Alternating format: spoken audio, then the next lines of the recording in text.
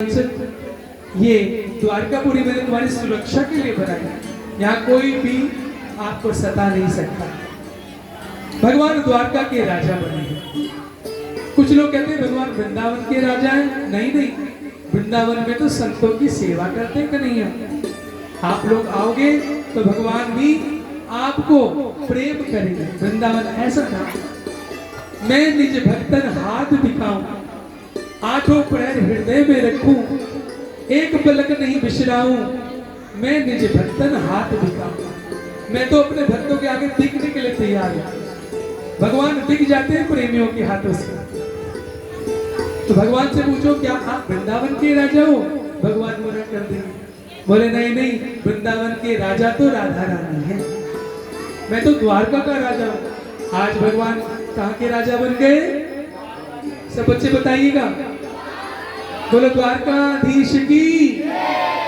अरे जोर से बोलो, द्वारका में आ गए हैं। बोलो द्वारकाधीश की, बोलो द्वारकाधीश की। अच्छा, भगवान ने अपने गुरुकुल में एक आज का प्रश्न है, जो भी उत्तर देगा उसे इनाम मिलेगा। और पहला प्रश्न मैं नारियों से कर रहा हूं, मातृशक्ति से कर रहा हूं। पूछूं? आना का जवाब दो। पूछे? बताओ, गुरुकुल में भगवान का कौन सखा बना मित्र?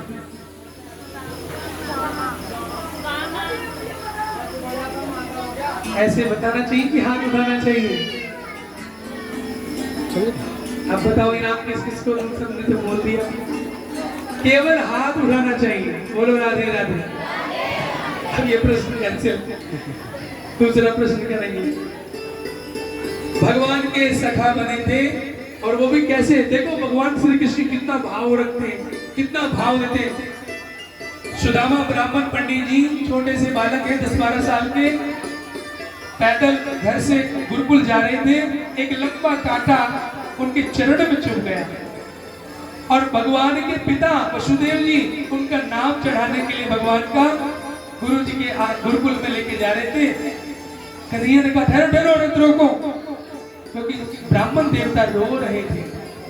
कांटा इतना गहरा लग गया कि कांटा पूरा अंदर चुभ गया था। भगवान कन्हैया ब्राह्मण का कष्ट नहीं देख सकते। जिस ब्राह्मण का दुष्ट लोग हंसी उपहास करते हैं, पंडित पुजारी ये तो लूटते हैं, ऐसे करते हैं, उनका भगवान कितना सम्मान करते हैं। भगवान से ज्यादा ब्राह्मणों का सम्मान कोई नहीं कर सकता। इसलिए ब्राह्मणों को किसी की आशा नहीं है। ब्राह्मणों को एकमात्र अपने नारायण की आशा है। वो खिला देंगे तो खा लेंगे, नहीं तो भूखा रखेंगे तो रह जाएंगे। ब्राह्मण किसी के आगे हाथ पसारता नहीं। भगवान के ब्राह्मण किसी का हक नहीं खाता है। ब्राह्मण जो है अपने हक का लेता है। बोलो राधे राधे। सदैव ब्राह्मणों के लिए सिर झुकाना चाहिए, वंदन करना चाहिए, कोई घाटा नहीं होता। भगवान की भक्ति भी तब मिलेगी जब किसी विप्र का पूजन करोगे, जब किसी विप्र का आदर करोगे। बोलो राधे राधे। नहीं तो भैया करते रहो, धूल में हवन करते रहो, कोई लाभ होने वाला नहीं। बोलो जय श्री कृष्ण। भगवान ने रथ से कूद कर कहा भैया तुम्हारा कहाँ नाम है? बोले भैया मेरा नाम सुदामा है। कहाँ बात हुई, क्यों रो रहे हो? बोले हे मित्र, मेरे कांटा चुभ गया है। भगवान ने अपने हाथों से कांटा निकालना चाहा, लेकिन कुछ कांटे, कुछ फांस ऐसी लग जाती है जो हाथ के नखून से निकलती नहीं। तो श्री कृष्ण भगवान ने देखा बहुत रो रहा है, तो भगवान ने अपने दांत, श्री कृष्ण कन्हैया ने अपने दांत उसके पांवों में, विप्र के पांवों में ऐसे डाल दिए और दांतों से खींचा। पहले थोड़ी पीड़ा हुई, लेकिन कांटा निकलने के बाद थोड़ा शांति मिल गई। और सुदामा जी ने कहा तुम कौन हो यात्री, तुम कहाँ से आए हो? भगवान ने अपना परिचय दिया। बोले क्या तुम मेरे मित्र बनोगे? तब भगवान सुदामा की मित्रता हुई। बोलो राधे राधे। बोलो सुदामा जी महाराज की। भगवान को कोई भी मित्र बना सकता है? मित्र संबंध ऐसा है जिसमें हंसी मजाक भी चल जाती है, जिसमें नाराजगी भी चल जाती है। अब देखो बहुत सारे मित्र लोग आपस में मिलते हैं ना तो कुछ तो पीछे मुक्का मार के मिलते हैं, मिलते हैं, लेकिन क्या उसने उसका बुरा माना? तो ये मित्र का संबंध है, चाहे सहेलियां हो चाहे जेंट्स हो पुरुष हो, अपने दिल का हाल सुनाते हैं। तो ऐसे ही भगवान को भी आप मित्र बना सकते हो, भगवान को बेटा बना सकते हो। ध्रुव प्रहलाद ने अपना पिता बनाया था, और भगवान माता भी आदि गुरु शंकराचार्य ने कहा है, हे कृष्ण रूपी माता अपने इस शंकर आचार्य की रक्षा करना। सबसे पहले भगवान के लिए अगर कोई शब्द आया है वो आया है माँ। भगवान माताओं की बात है। माताओं, आपके अंदर जो सेवा भाव आया है ना वो भगवान ने दिया है। भगवान नारायण आपके हृदय में बैठ करके वो सेवा कराते हैं। बोलो राधे राधे। द्वारका में एक राजा है,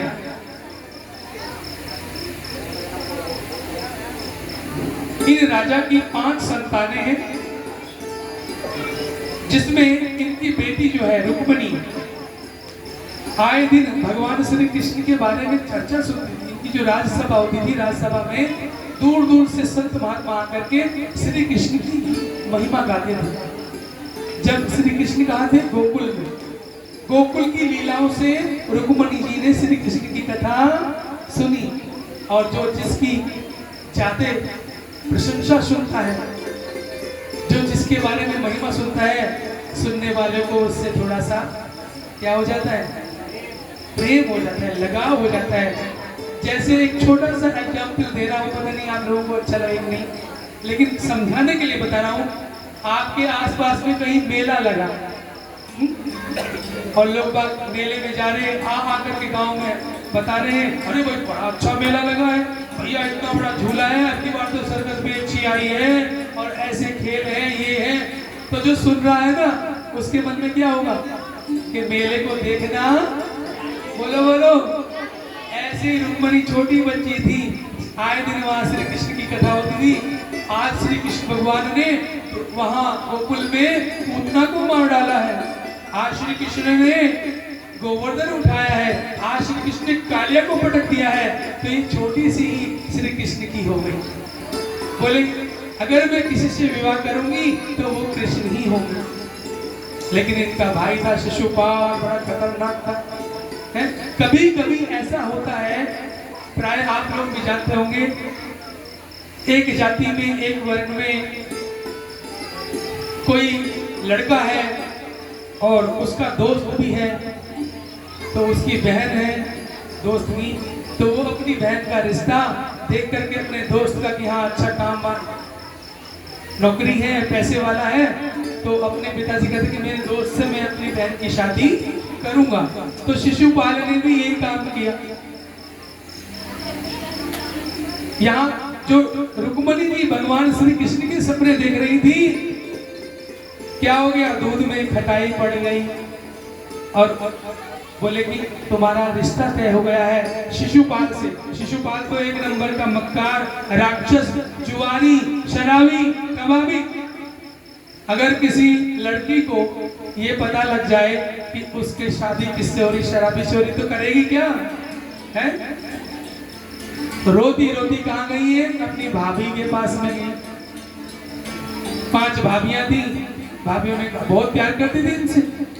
बोले क्या हुआ दीदी, क्या हुआ?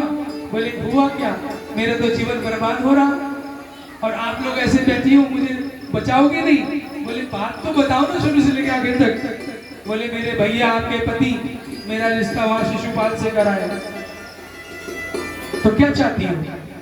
बोले मैं तो श्री कृष्ण को बचपन से श्री कृष्ण की लीलाएं सुनती हूँ, वे द्वारका के राजा हैं, क्या आप मुझे मेरे श्री कृष्ण से मिलवा सकती हो?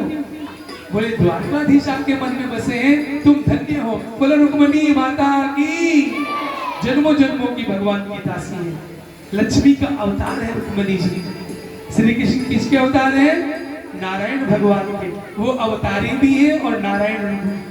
तो आज लक्ष्मी नारायण का प्रेम प्रकट हुआ है। उन्होंने भाभियों ने कहा एक बार बताओ श्री कृष्ण जी द्वारकाधीश जी ब्राह्मणों से बहुत प्यार करते हैं। अगर ब्राह्मण ने जो कह दिया तो भगवान उसको वो वैसा ही वरदान दे देते हैं। अगर कोई ब्राह्मण किसी के लिए प्रार्थना करते सच्चे दिल से, चाहे वो खेती का हो, नौकरी का हो, शादी का हो, बच्चे का हो, एक ब्राह्मण की वाणी का इतना असर होता है भाई। ऐसे नहीं विप्रों की पूजा होती, ऐसे नहीं करा के तुम्हें कोई पंडित को बुला के लेके आता। हाँ, कुछ ना कुछ तो उनकी तपस्या होती। बोलो राधे राधे। भगवान अपने ब्राह्मण की बात को काट नहीं सकते। वृंदावन बिहारी लाल की। तो भाभियां कह रही हैं, मैंने सुना है हमारे जो पंडित जी हैं वो द्वारका का रास्ता जाते हैं, तुम एक चिट्ठी लिख दो अपने भाव की और चिट्ठी लिख करके पंडित जी को दे दो, देखो क्या जवाब आता है। तो रुक्मणी जी ने लिख दिया, परसों मेरी सगाई आने वाली है, बचपन से मैंने आपको प्रेम किया है। हे प्रभु, जिस प्रकार से एक सिंह का शिकार कोई भेड़िया गीदड़ नहीं कर सकता, मैं तो आपकी दासी हूँ, मुझे वो दुष्ट ना लेके चला जाए, नहीं तो मैं अपने प्राणों की आहुति दे दूंगा। पंडित जी लेकर के गए हैं द्वारका में। भगवान श्री कृष्ण ने हर एक पंडित ब्राह्मण को घोषणा की थी, कोई भी ब्राह्मण मेरे किसी भी महल में किसी भी समय आ सकता है, जो मांगेगा मैं दूंगा। देखो, भगवान से ज्यादा ब्राह्मण का सत्कार कोई नहीं कर सकता। भगवान ने घोषणा करा रखी थी, मेरी द्वारका में किसी भी ब्राह्मण को मना नहीं होगी, ब्राह्मण जो चाहेगा बस वो उसमें उसे देने के लिए तैयार।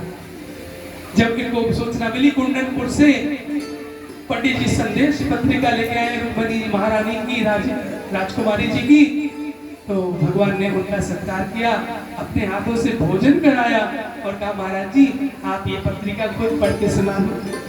पंडित जी ने कहा, जी महाराज क्षमा करिएगा, ये आपका निजी पत्र है, ये राजकुमारी जी का प्रेम पत्र है। बोले, तो भैया आप ब्राह्मणों से हमारी कोई चीज छुपी है क्या? भगवान बोले कि हे ब्राह्मण देवता, आपसे हमारी कोई चीज छुपी नहीं, आप चिट्ठी पढ़िए बेटा। तो कौन कौन रुक्मिणी जी का प्रेम पत्र सुनना चाहते हैं, हाथ उठाइएगा। अरे किसी का प्रेम पत्र नहीं पढ़ा कर, बोलो राधे राधे। देख लो, सारे के सारे सुनना चाहते हैं। चलो, जब आप सुनना चाहते हो, वैसे तो रुक्मिणी जी हमारी माता हैं और कन्हैया हमारे पिता हैं। देखो माता ने कैसा पत्र लिखा, ये पत्र तो सुनना ही चाहिए। बोलो गोविंद भगवान की।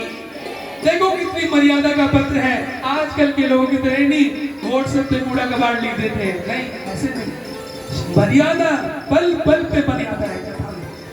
ये मेरा सनातन धर्म है। आप लोग सुनने के लिए तैयार हो तो हाथ जोड़ो। ये जगत जननी लक्ष्मी का प्रेम पत्र है, जगत नारायण के नाम पे पत्र है। श्री सुखदेव परीक्षित जी को शुक्र ताल में ये पत्र सुनाते हुए कहते हैं, श्रुत्वा गुणा भुवन सुंदर शृण्वतां ते निर्विश्य कर्ण विवरेर हरतो अंगतापम रूपम दृशां दृशिमताम् अखिलातिलाभं त्वयच्युता विशति चित्तमपत्रपं मे कात्वा मुकुन्द महती पुलशील रूप विद्यावयो द्रविणधाम धीरामतुल्यं धीरापतिं कुलवती नवरणीत कन्या काले नरसिंह नरलोक मनोभिराम। तीसरा श्लोक, यन्मे भवान खलु व्रतापतिरंग जाया मात्मान पितश्च भवतो त्रिविभो विधेहि माचीर भागमविमर्शतु चेत्य आरा गोमायु मृगपतिर्बलिमंबुजाक्ष। ऐसे सुंदर पत्र में लिखा। हिंदी सुनाऊं?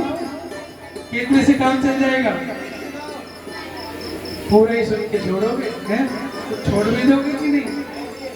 चलिए, ये तो आपकी बहुत बहुत बहादुरी है जो प्रभु की कथा 2 मिनट और फिर भगवान का विवाह करेंगे।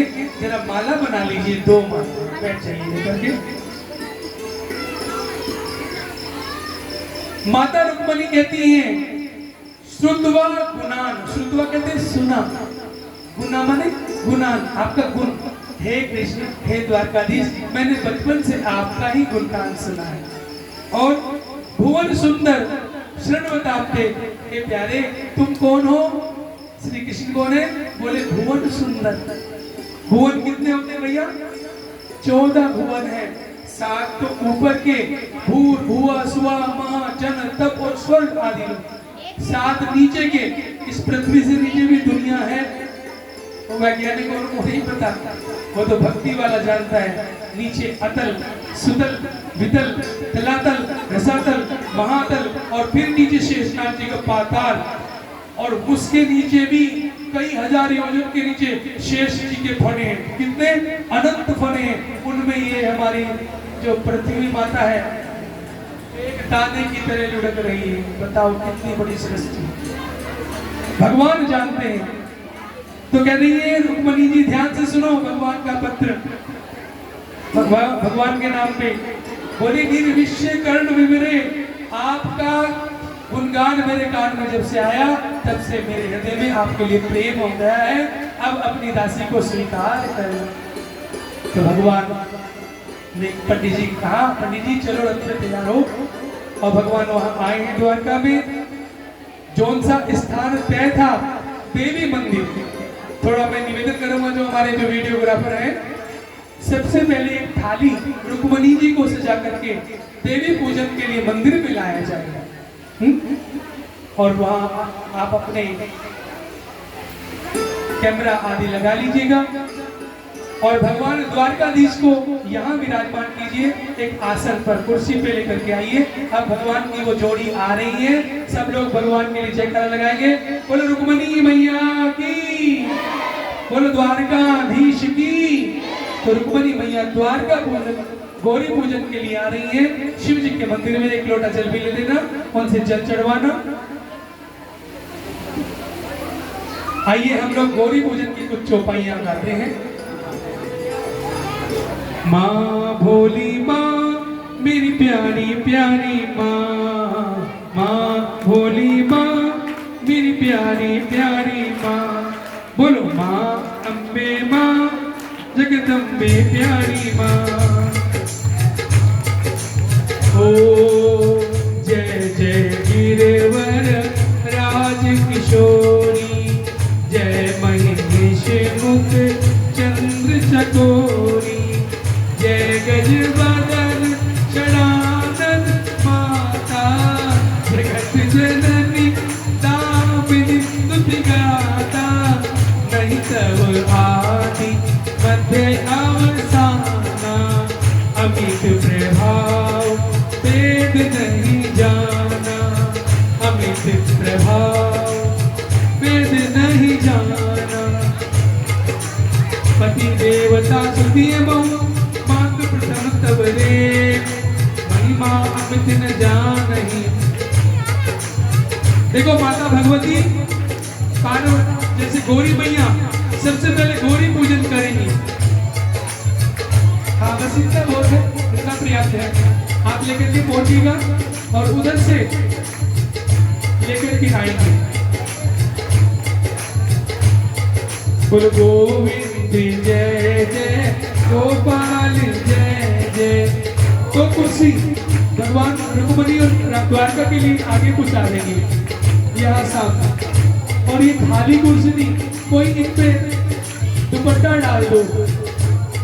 खाली कुर्सी पे भगवान को नहीं बिठाना, कोई चदरिया चादर भी लेते आना उधर से।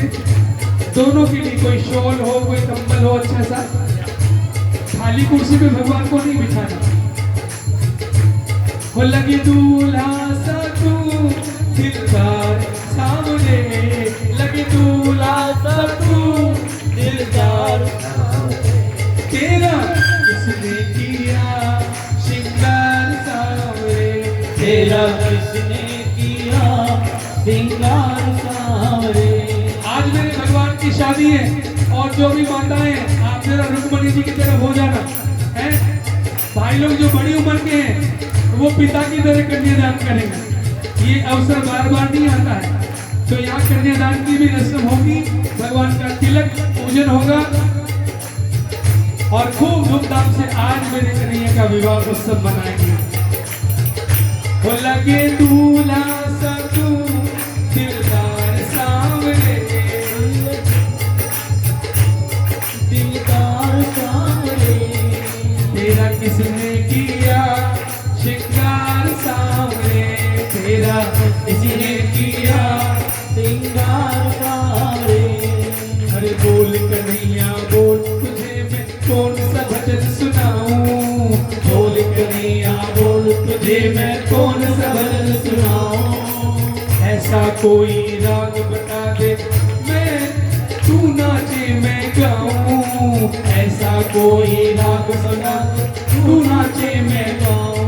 ओ मैं नचाता रहूं भागवत में सांवरे, मैं नचाता रहूं भागवत में सांवरे। ओ गीत गाता रहूं भागवत में सांवरे, भजन गाता रहूं भागवत में सांवरे। तेरा किसने किया श्रृंगार सांवरे, तेरा किसने किया श्रृंगार सांवरे। आपके बीच में एक प्रतिभा छुपी हुई बैठी हुई है, वो हमारे भैया आकाश भैया के लिए ताली बजाएंगे। आकाश भैया ने हमारे गोपाल जी का कायाकल्प किया, ये सुंदर सा श्रृंगार हमारे आकाश भैया ने करे। अगर कोई भी माता बहन लड्डू गोपाल का श्रृंगार कराना चाहती है तो आकाश भैया जरा हाथ खड़े कर दीजिए, सबको पहचान हो जाए, सबको राधे राधे बोल दीजिए। हाँ, और आज इनकी तरफ से कुछ उपहार, वृंदावन के लिए कुछ उपहार लेकर के आए हैं। तो अभी कन्या पूजन जब होगा उसमें ये अपनी भेंट प्रभु के चरणों में अर्पित करेंगे। जरा ताली बजा करके बोल कन्हैया बोल, तुझे मैं कौन सा भजन सुनाऊं, बोल कन्हैया बोल, तुझे मैं कौन सा भजन सुनाऊं। ऐसा कोई राग बता दे, तू नाचे मैं गाऊं, ऐसा कोई राग बता दे, तू नाचे मैं गाऊं। मैं नचाता रहूं भागवत में सांवरे, गीत गाता रहूं भागवत में सांवरे। तेरा किसने किया श्रृंगार सांवरे, तेरा किसने किया श्रृंगार सांवरे। ओ स्वागतम कृष्णा, स्वागतम कृष्णा, बोलो स्वागतम कृष्णा, स्वागतम कृष्णा, स्वागतम कृष्णा, स्वागतम कृष्णा, स्वागतम कृष्णा, स्वागतम कृष्णा, स्वागतम कृष्णा, स्वागतम कृष्णा, बोलो स्वागतम कृष्णा, बोलो कृष्ण कन्हैया लाल की। तो भगवान के विवाह हुए। विवाह कितने हुए थे? भगवान के कितने विवाह हुए थे? 16,100 और ऊपर 8 पटरानियां थी। और भगवान के बच्चे कितने हुए? कौन बताएगा? भगवान का जो काम होता है छोटा नहीं होता, बड़ा ही होता है। आप लोगों में से मैथ किसका अच्छा है? गणित। देखो किसी का नहीं, इनका भी गणित मेरी तरह ही है, हमारा भी गणित कमजोर है। लड़कियों में कोई समझदार बैठी, गणित किसका अच्छा है? टॉप का गणित। ये भी देखो, गणित के घंटे छोड़े थे आपने। तो फिर कैसे भगवान की संतानों की कैलकुलेशन होगी? 16,108 रानियां, 10-10 बेटे, 1-1 बेटी। जरा जोड़ घटा के बता देना कितनी। बोलो राधे राधे। देखते हैं कौन कौन कैलकुलेटर की सहायता ले रहे हैं। हाँ, क्योंकि टीचर का सम्मान नहीं करते ना, कहते हैं बाहर मिलना मुझे, मैं बाहर देखूंगा। अरे भाई, गुरुजी का सम्मान करो, चाहे कोई भी प्रोफेसर। कितने माइक लेकर के बताइएगा, इस बच्चे ने कैलकुलेशन किया है। आ जाओ इधर, एक बार आकाश जी जरा चेक कर लो, टीचर है बैठे हुए। अरे भाई 16,108 के गुना 10 करो, कितने हुए? 10 तो बेटे थे, एक एक के 10 बेटे। ये मेरे कन्हैया का ऐश्वर्य है, भगवान पूर्ण है हमारे प्रभु। बोलो नंद के लाला की। और एक एक बेटी, कितना हुआ? 1,77,188 बच्चे थे। अब जरा सोचो, पिताजी पिताजी करके जब सब लोग बुलाते होंगे कन्हैया को, है? तो भगवान पूर्ण है, पूर्णमदा पूर्णमिदं पूर्णात् पूर्णमुदच्यते पूर्णस्य पूर्णमादाय पूर्णमेवावशिष्यते। बोलो द्वारकाधीश भगवान की। भगवान ने अनंत लीलाएं की, सारे पृथ्वी का भार हरण करके और अपने सुदामा को भी गले लगाया था। भगवान ने जब समस्त जीवों का भार उतार दिया तो महाराज प्रभु को लेने के लिए वेद भगवान आए। प्रभु क्या पृथ्वी पर ही रहने का इरादा है? आपका लीला का समय पूरा हो गया है, अब चलिएगा।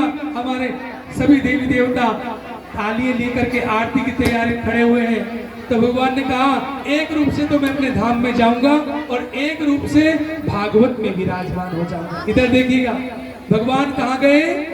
एक रूप से तो अपने धाम में चले गए और उसी दिन से भागवत में भगवान आ गए थे। इसीलिए भागवत की कलश यात्रा निकाली जाती है कि ये कोई पोथी नहीं है, ये क्या है? साक्षात श्री कृष्ण भगवान है। बोलो वृंदावन बिहारी लाल की। भगवान ने जाने से पहले अपने पिता माता सबको ज्ञान दिया और 9 योगेश्वरों के द्वारा यही भागवत का तत्व पूरे समाज में वितरित किया। सार बात यही है। परीक्षित को सुखदेव जी 12वें स्कंद में अंतिम उपदेश देते हुए बोले, क्यों राजन तुमने भागवत सुनी? बोले हाँ महाराज सुनी। तो अब तक तुमने प्रश्न किए, अब मैं पूछता हूँ, क्या तुम मरोगे? सुखदेव जी ने अंतिम प्रश्न कौन सा किया परीक्षित से? क्या तुम मरोगे? तो समझ गए थे भागवत सुन करके कि मरने जीने वाला शरीर मैं नहीं हूँ, मैं तो अचर हूँ, अमर हूँ, आत्मरूप हूँ, मैं भगवान का शाश्वत अंश हूँ। बोले गुरुदेव जब मेरा जन्म ही नहीं है तो मैं मरने वाला कौन हूँ? तो सारे देवताओं ने पुष्पों की वर्षा कर दी। बोलो वृंदावन बिहारी लाल की। कहते हैं आखिरी श्लोक में भगवान का ये श्लोक आप लोग सब बोल लीजिएगा, हाथ जोड़िएगा, यही कथा का विश्राम होगा। फिर कभी आप लोग बुलाओगे तो हम आ जाएंगे, नहीं बुलाओगे तो थारी राम राम हमारी भी राम राम। बोलो जय श्री कृष्ण। आखिरी श्लोक पढ़ोगे, हाथ जोड़ लो, जोर से बोलो। नाम संकीर्तनम यस्य सर्व पाप प्रणाशनम प्रणामो दुख शमनः तम नमामि हरिं परम तम नमामि हरिं परम तम नमामि हरिं परम। ये भागवत जी का अंतिम श्लोक बोल करके यही कथा का विश्राम हुआ है। बस भगवान का विवाह दर्शन कर लो, थोड़ा सा कन्यादान वगैरह देख लो, एक दो भजन सुन लो, फिर आरती करते हैं। बोलो राधे राधे। ये श्लोक फिर से बोलवाऊं आपको, आखिरी वाला, बच्चे बहुत अच्छे से बोलेंगे। नाम संकीर्तनम, हिंदी है जिनके नामों का संकीर्तनम, यसे सर्व पाप प्रणाशनम, जिन मेरे गोविंद के नामों का कीर्तन सारे पापों को क्या कर देता है? नाश कर देता है। तो प्रणामो दुख शमना, हम भी उन्हें प्रणाम करते हैं, किस लिए? दुख को मिटाने के लिए। किसको प्रणाम करते हैं? तम नमामि हरिं परम। बोलो गोविंद जय जय, गोपाल जय जय, गोविंद जय जय, गोपाल जय जय। और बहुत सुंदर छवि आ रही है मेरे गोपाल जी का। यहाँ पे माला पहना करके भगवान और रुक्मणी जी को माला पहनाएंगे, रुक्मणी जी भगवान को माला पहनाएंगी और भगवान का विवाह संपन्न होगा। आइए प्रभु का ये प्यारा सा भाव आप लोग मेरे साथ में गा लीजिएगा, बहुत सुंदर भाव है। बोलो गोविंद भगवान की जय। अब श्री रुक्मणी जी आ जाएंगी और गोपाल जी भी आ जाएंगे। ये भजन आप लोग रिकॉर्डिंग कर सकते हैं, बहुत प्यारा भजन है।